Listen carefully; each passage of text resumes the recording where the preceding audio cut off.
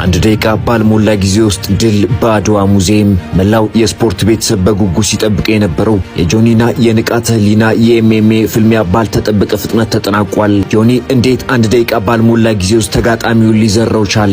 የዱላ ሳይንስ እውነታውን አሁን እንነግራችኋለን። በታሪካዊ የአድዋ ድል መታሰቢያ ሙዚየም የተካሄደው ይህ የመጀመሪያው የኤምኤምኤ መድረክ ፍልሚያ ጆኒን የ1 ሚሊዮን ብር ባለቤት አድርጎታል። ብዙዎች በጆኒ አቋም እንቁራሪት እያሉ ሲያሾፉ ቢቆይም እርሱ ግን ስፖርት ድፍረት ብቻ ሳይሆን ብቃት መሆኑን በተግባር አሳይቷል። ይህም የአኪያማና የሜልቪን ማንሆፍን ፍልሚያ ያስታውሰናል። ለመሆኑ ጆኒ እንዴት አሸነፈ?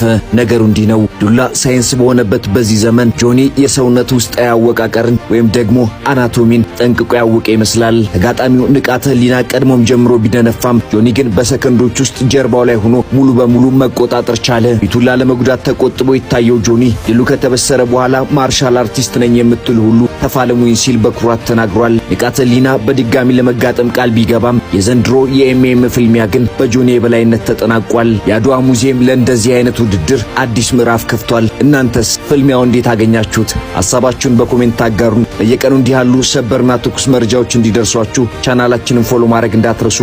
በወርቅ ያኖሯት የሳሎን ጌጥ አበባ መቻወኩኔ ድንገት ልቤ ስትገባ ወይ ታስተምረ